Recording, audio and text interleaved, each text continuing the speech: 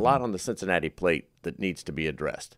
First of all, where are we now? The Brandon Staley Book of Coaching. We're going to a Super Bowl as the Cincinnati Bengals. You hold the Rams on the very first set of downs, Larry, and you're going for it on 4th and 1 at the 50-yard line against the Rams offense that's pretty potent, and you fail. So what are you doing here? What is Zach Taylor doing? I don't want to hear about analytics. This is the Super Bowl. I don't want to have a 0.8% higher number or whatever somebody's telling him of making the play. It's idiotic, and it cost his team a touchdown. You can't always look at it and say, look, they didn't convert it. It was a bad decision. Because I don't look at it like that. Well, I look at the result. You always look at the result. Bad. And you can't always look at the result, Jim. You can't always look at the result. You know, I like it. It was bad at the time, and it's worse now that we examine it. Okay? 7 points in a game like this at that time after you've had success. You had success. You just stopped him. You made him punt. And it's a field position game. Look at the final score of this game. Okay? You lose by 3. It's a 23-20 game. And you're up late into it. Well, Coach Taylor did say after the game there are probably some things he'll look back on, and we'll have to analyze exactly what we could have done differently. Yeah, he won't have to look too far. What you just heard there was an excerpt from the podcast Let's Go by Jim Gray and Larry Fitzgerald. And in this particular episode, they were discussing some of the play calling from this previous Super Bowl when the Rams defeated the Bengals. And when I first heard this, I thought, this is what criticism sounds like so often, even at the high school level. Somebody watches a game, they see you make a play call, they see you make a decision about playing time or strategy or tactics, and the result isn't there. And because it didn't work, the conclusion is, well, the coach must be an idiot. The coach doesn't know what he's doing. Clearly, the negative result indicates it must be the coach's fault. Now, dealing with criticism is one of the unfortunate parts of the job that certainly isn't going away anytime soon. Whether it's feedback from your players, it's a critical email from a parent, it's questions from your administration about what you're doing and why. Part of coaching is learning how to deal with criticism, and that's what we're going to have a conversation about today on the Coaching Culture Podcast. If you're new to the show, you can check out our website at tocculture.com, where you can learn more about our mentorship opportunities, retreats, and sign up for our weekly newsletter where you can get updates on all the goings-on in the TOC community. JP, for a lot of us coaches out there in the basketball world in particular, banquet season is upon us, and banquet season can be the best of times and also the worst of times for coaches. It's the best of times. It's fun to celebrate your team. It's fun to look back on growth and accomplishments. But as many of us have experienced over the years, it can also open the door to disgruntled individuals, be it players or parents or even administrators, voicing their frustrations that come out at the end of the year or after the season, oftentimes because, JP, they don't want you to take it out on their child. So they're going to wait to the end of the year to share their thoughts with you so it doesn't affect their kids' playing time or likely lack of playing time if that's why they're talking to us. Nevertheless, I remember at one of my previous places of employment, there was this tradition that the morning after the banquet, all the disgruntled parents would send their emails to the coach about playing time issues and dissatisfaction, and they don't love the game anymore, and what the hell was that offense? And that just became the thing every year. The day or two after the banquet, we just got bombarded by these emails that were full of criticism. And if there's one thing that is missing in a lot of the coaching education and the clinics and the required classes to get a coaching authorization or endorsement, it is how to deal with the voice of the critic. Because if we're not careful, it can start to impact our own voice in our head, how we think about our coaching, how we think about our job, how we think about our confidence, how we even think about our identity. And so this week on the podcast, we want to talk a little bit about how do we handle the voice of the critic? Well, Nate, I think what's really important for us to do is to really take some time to kind of grow in self-awareness of why does criticism hurt so much? Like, why does it sting so much to hear that? And when we get that email, when we get that text or that phone call, or there's that confrontation, it keeps us up at night at the end of the day. Like when I've gotten those moments, I haven't been able to sleep, and I'm mulling it over and I'm wondering, is there truth to it? And all these type of things. And I start telling myself this story. And that story is typically that I'm a bad coach, or I don't know what I'm doing, all these things. I let it infect me. And it honestly kind of destroys my confidence and maybe even some of my conviction that I think is so important for us as a coach to have a level of confidence and conviction in the way that we're doing things. And when I really start to unpack why it hurts so much for me and it hurts so much for others, I really think there's a few reasons. And the first is that we put a lot of time and effort into this job. And so when somebody criticizes it, it's like we feel like they're saying they don't appreciate all the effort that we put in. And maybe that is the case. Maybe they don't appreciate it, but it's not always the case. I know that. Okay. Now, at least I know it now. But yeah, it's just we put a lot of time and effort in. It just doesn't feel like we're appreciated. Secondly, I mean, I remember feeling criticism in the sense that I even get any effort. It was like the lack of affirmation. So what I mean by that is I remember one awards banquet, it's just kind of like end of year banquet. You expect at least a few people to come up and say, hey, thanks, coach, or to get a card or something like that. And it was like nothing. I got no affirmation. And I don't know if there was a football game on that everybody needed to get out of there, but everyone like bolted for the door and was like, they could not wait for it to be out of that awards banquet. Here I was, I put all this time and effort into the season. Then you get to the banquet and you put all the time and effort in that banquet and you get nothing, no appreciation, anything like that. And I feel like those moments become just as critical of the job that you're doing. So at the end of the day, we need affirmation on this journey as a coach, not because we're doing it for the affirmation, but just like anybody out there, you're doing a job, you need to know what you're doing is working. And if you don't get that affirmation, then it's hard to stay the course. And so like, those are two really big things that I think instantly start to eat away at a coach when they get criticism. Well, as I was listening to you describe that, JP, I couldn't agree more. But the question that jumps in my mind, and we didn't even have this on our outline here, but why, JP, do you think the voice of the critic has so much power over us when we get that anonymous letter, when we get that email, when we get the parent meeting from hell? Like, it's so hard to shake it off, to insulate ourselves from having that kind of an effect. Why do you think that is? It's funny that you asked that, because it would be so easy if we could just take the advice of people around us and just say, hey, don't worry about it. Just ignore that. Like that's so often what our spouses tell us, our friends tell us, our assistant coaches tell us. And if it was only that easy, right? But I think this is why. So why is it so hard to just ignore it?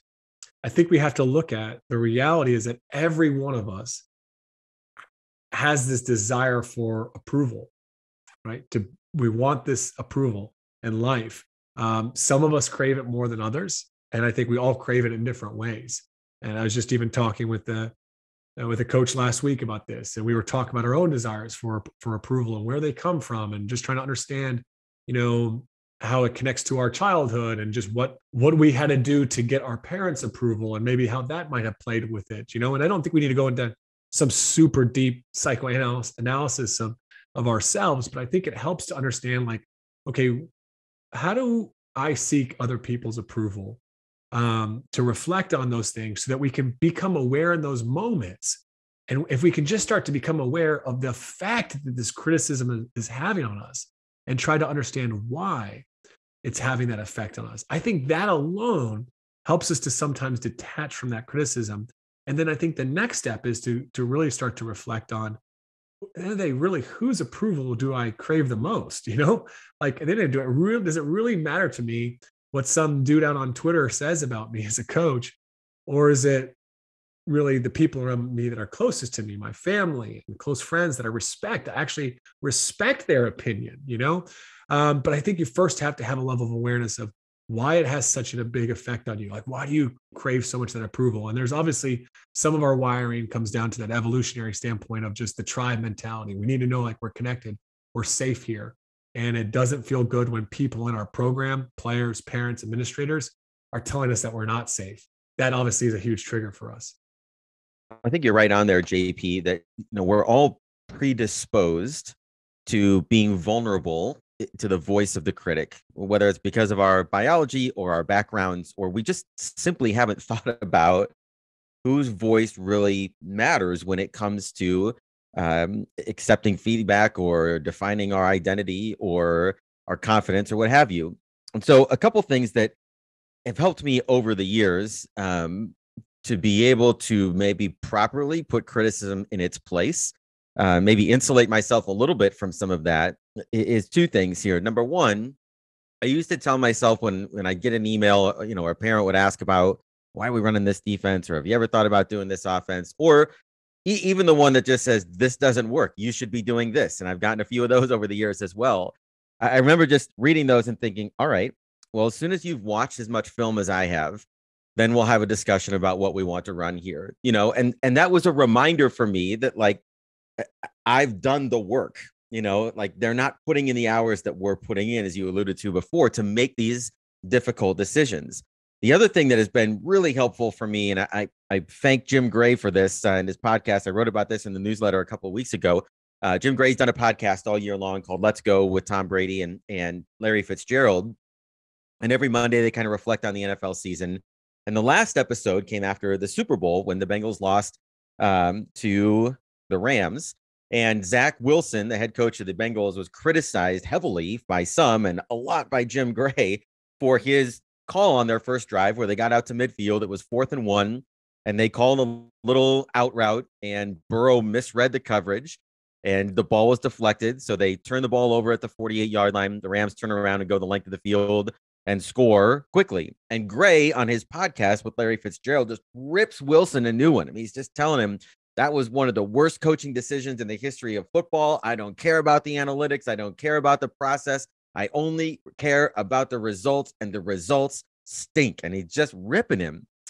And Fitzgerald was kind of the voice of reason, saying, well, Jim, you can't always go by the results. And there's so much truth to that. And that's the other thing that has helped me is you look at these emails or you look at this criticism that says, Coach, this didn't work this year, or you shouldn't have done this. You can't justify playing this kid over that kid because we still lost the game or they played poorly or what have you.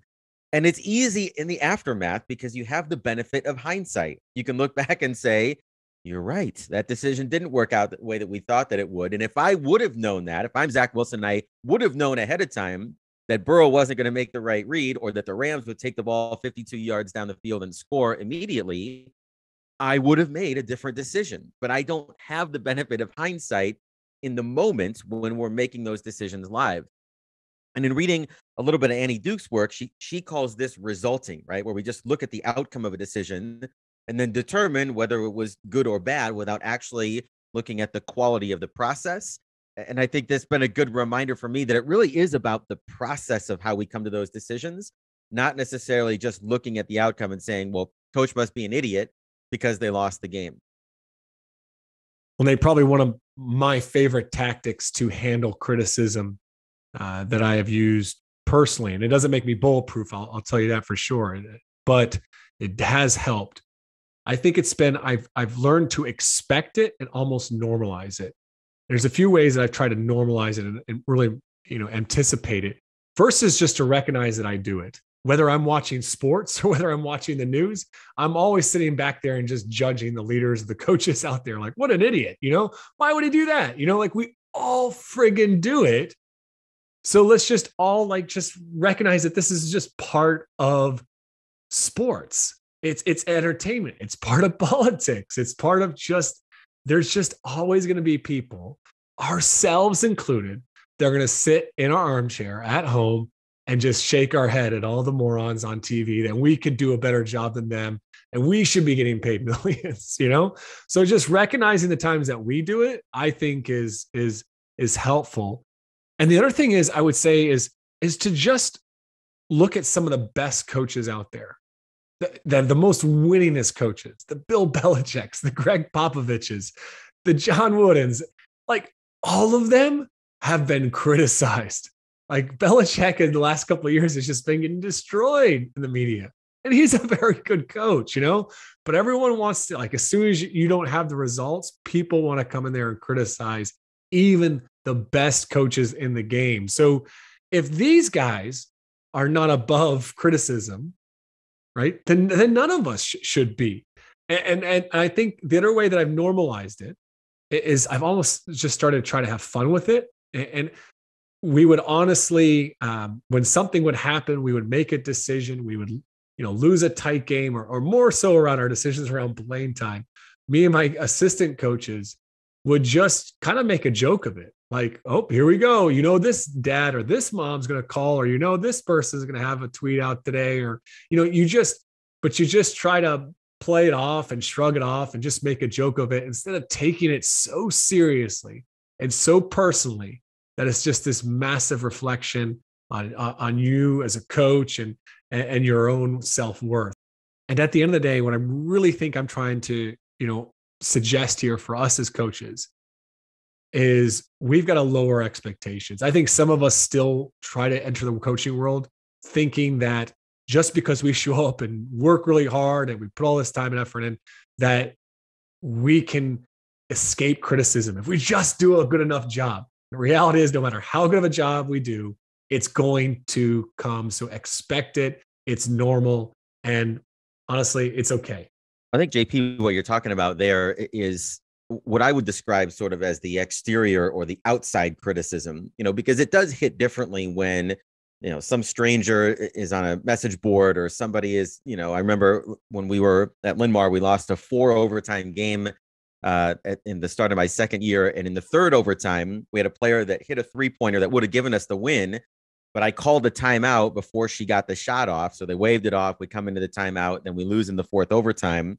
And so when we posted the result on Twitter, some student or somebody who knows who comments on the tweet, why did you call a timeout before she hit the game-winning shot? Like, again, going back to the resulting thing, like, well, duh, idiot. If you would have known it would have gone in, I wouldn't have called the timeout, obviously, right? So you can make a joke of that. But that's a little bit different than when you get an email from a concerned parent that says, Coach, I've been watching your offense for the first 3 months of the season, and I know what you're trying to do, but it's not working, and you're not using these players the way you should. And when I was a coach of these guys in 6th and 7th grade, this is what we did, and we had a lot of success, and this is how they know how to play. Like, that hits differently than somebody on the outside. And so I think in that situation in particular, it's important to have a process to vet some of those criticisms, whether that's your AD, depending on your relationship there, or your assistant coaches, or your spouse, or full disclosure, I've even taken some criticism like that to our captain's council and said, what do you guys think about this? And I'm not reading the email from a parent verbatim in a captain's meeting. Don't get me wrong here. I'm not putting that on them. But if I do get some feedback that says, players are tired, players are frustrated, players don't like this, then I will bring that to the captains. Is it true? Do we need to do something different here? Or oftentimes they'll say, Coach, that's coming from 1 or 2 kids. And it becomes a way to mine for the information that can be useful in that criticism and yet dismiss the rest because it's going through people who understand the process and what we're trying to do. Yeah, and I think it's really, really important for us to have a process for vetting that criticism. Like you said, we cannot just have make a joke of every criticism that comes our way. There's obviously people in our program where that type of criticism can grow and become a problem within our team culture. There are also maybe some truth to it. So for me, I always try to encourage coaches on this 2-step process. And the first step in vetting criticism is to ask, is it warranted? And the reality is, if it is warranted, and then we just need to take responsibility for it. We need to own it. I had a coach that was in his first year, as head coach of a new program this year, and he called me after one game saying, just like devastated because he had made a really bad play call late in the game where he had told his players to foul and he shouldn't have, and it kind of cost him the game. I think the interesting thing is he really never even got criticism in that moment because he was so quick to own it, his mistake, that instantly people are like, no, coach, it's all right. Other people made mistakes as well too. Now I'm sure there was people in the background that were chirping and stuff like that, but he was quick to let his players know and to let other people know, like, that he made a mistake and he owned it. Obviously there's other criticism like that I think it's harder for us to kind of process and to think about. And that's where I think it's important to have people outside of our direct circle that are involved in the team, the program, that can maybe give us some feedback on or some perspective on whether that criticism is warranted or not. I think that's obviously one of the reasons I'm a big believer in mentorship, because I think that we help coaches to answer that first question. Now, the second question, that vetting process, comes down to if it's not warranted, right? So if it's unwarranted criticism, then we need to ask ourselves, why might this person feel this way or be saying these things? And if we can just explore that and just try to understand, not in a critical way, like, oh, they're an idiot, they're a moron, they don't know what they're talking about, but just like, why did they feel the need to say this? What's going on in their life? What is their perspective? What is their background? And to try to come at it with a little bit of like empathy or understanding, just to have a bigger perspective. Because I think so often when we feel like that criticism isn't warranted, we create this story that they have this agenda, that they can't stand us, they hate us, they're out to get us. Like we create this story in our mind that maybe it's true, but maybe it's not always true. And so I think it's a great question to reflect on, why might this person feel this way or be saying these things? And what I've seen is that when coaches ask that question, they sometimes figure out within that the next step that they can take to address unwarranted criticism that is unhealthy for our culture. Well, JP, I think the next question that follows that is you're sort of mining that feedback or that criticism for things that are going to benefit you as a coach or benefit you as a program, a perspective maybe that is worth, as you said, looking into with a little bit more depth, is the question of, do I respond? If a parent sends you an email, if they want a meeting, if they engage on Facebook, do you respond to those things? They send you a text message. Do you ignore them? You just send them up the flagpole to the AD. Hey, just want to make you aware of this. But I think that can be a question that can become very time consuming if you choose to engage in every piece of criticism that is directed your way. And I know coaches, there are some that have pretty tight boundaries around their program, and they just tell their parents, look, I'm not going to read it. That's what they say. And then, of course, they do read it. But they tell them they're just not going to respond to that kind of criticism. And I think that probably works for a lot of coaches. I've erred maybe a little bit more on the other side of responding to some of those emails in a way that, number one, takes some responsibility for decisions that didn't work out. And number two, tries to shed some light on the fact that we're not making these decisions on a whim, that there was some pretty deliberate thought that went into them that maybe they're not aware of. And I'll give you one quick example of that. Really the only, and I wouldn't even call this a critical email that I got from a parent this year at Mount Vernon. It was more just kind of questioning something after a game.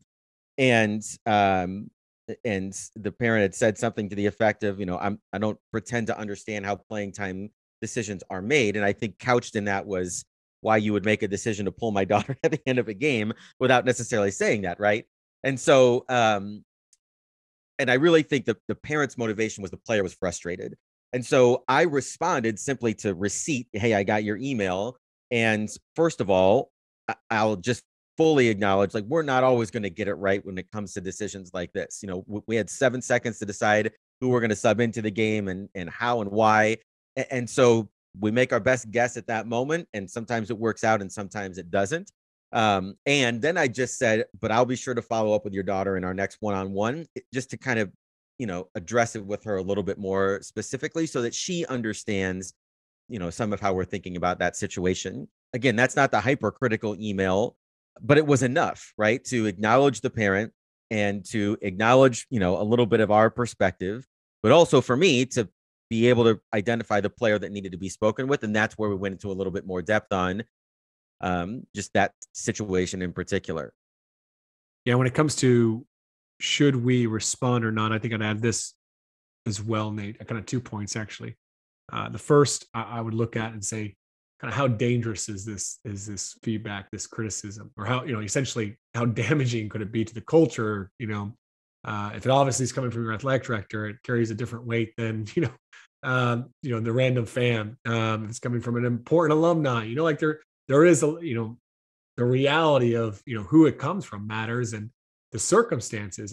You'd be surprised. I know this is going to sound crazy, but like the late night text after a game, a lot of times these parents are drunk. Like it's just fact, right? They've been drinking, and the next day the parents like, oh, I'm so sorry, or like, oh yeah, I just try to like act like all cool, like he never sent the text or she never sent the text. And it's like, yeah, I know what you were doing. You were at the bar last night when you sent that. I mean, it's just some of the stories that I've heard are just crazy. So at the end of the day, we just need to really try to reflect on how damaging is this potentially to our program and to the job that I'm trying to do here. I think the second thing that we need to really reflect on too is what amount of time are we willing to commit to this?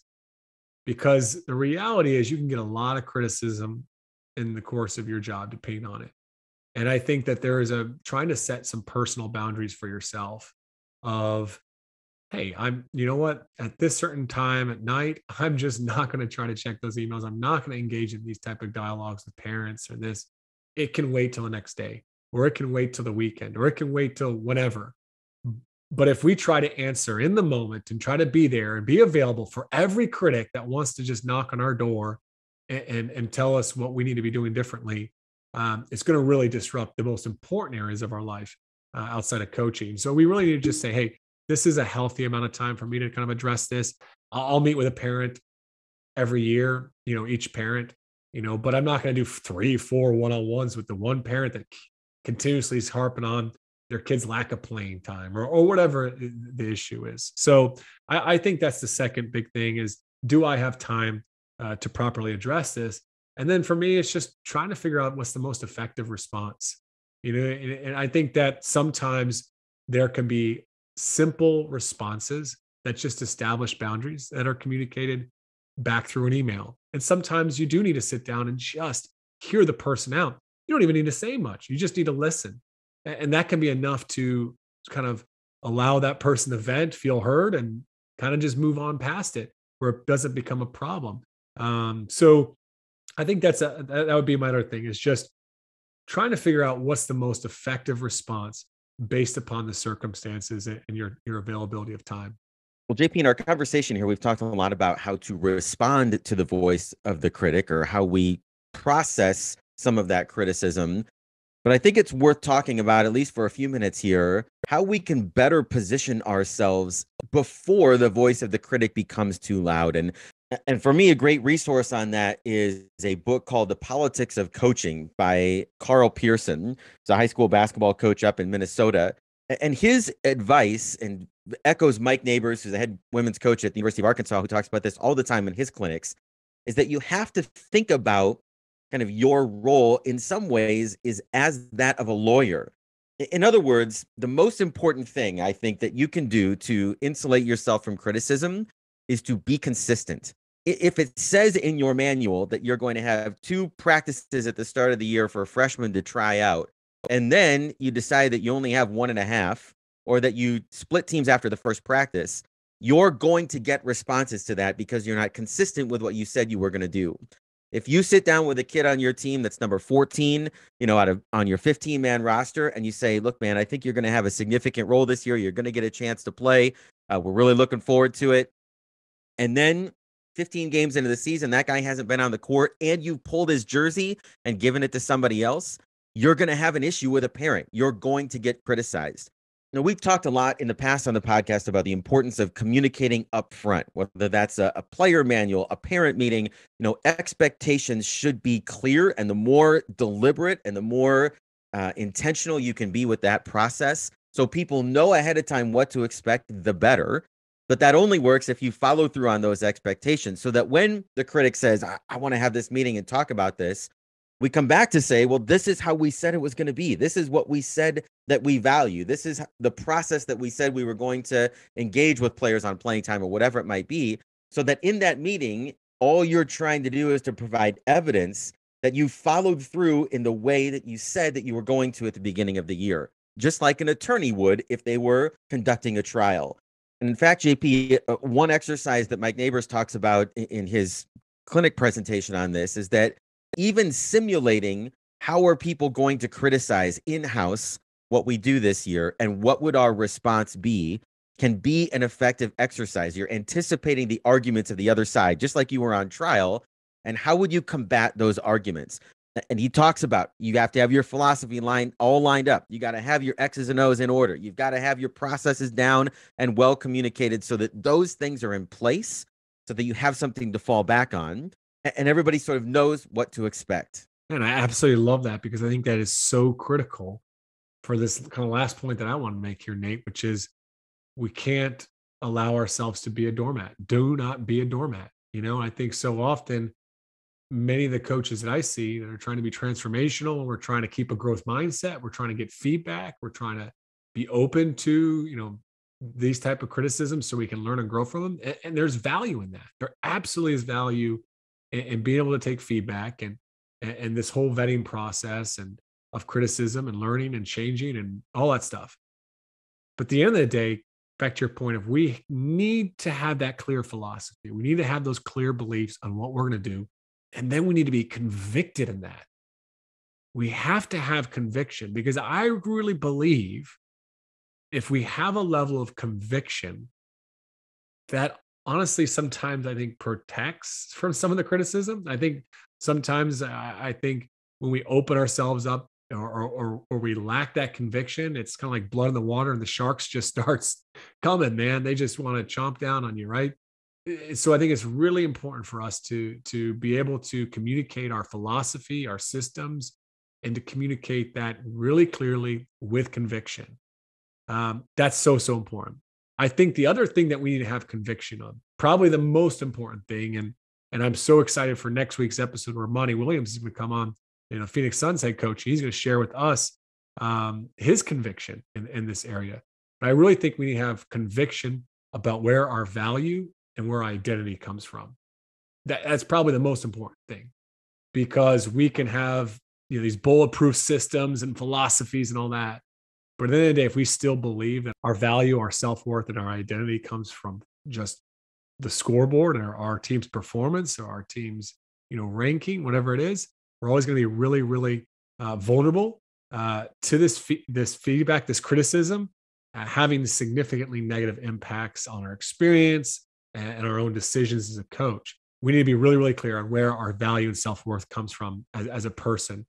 That's so important. That's probably the thing we need the most conviction on. Part of the voice of the critic, maybe one of the gifts that it offers to us, is that it sheds some light on how much of our identity is influenced, is susceptible to the opinion and to the voice of others. I think if we were all sitting here today, we would love to be in a place where we were strong enough in our convictions, we were confident in ourselves, we were confident in our processes, and we were insulated so that our self-worth isn't going to be affected by critical voices that are around us. And when we hear that criticism and when we feel that sting and when it starts to infect our mind, maybe that's simply the evidence that there's a little more inner work that needs to be done. And that's the place that we have to land on, that it isn't necessarily always so much about handling and responding to the criticism as much as it is a lens to look within ourselves and say, man, I feel hurt by that. And why? And what does that say about the state of my heart and where I really want it to be when it comes to my identity and the power that I give others to shape how I see and feel about myself? Well, that'll do it for us for this week on the Coaching Culture Podcast. Next week, we are excited to share with you part 1 of our interview with Phoenix Suns head coach Monty Williams. And Monty joins the podcast to talk a little bit about his transition from being an NBA player to becoming an assistant coach with the San Antonio Spurs and then moving into the head chair in New Orleans. He'll talk a little bit about what it's like to be fired and what he's learned along the way in his journey. This is a conversation you do not want to miss.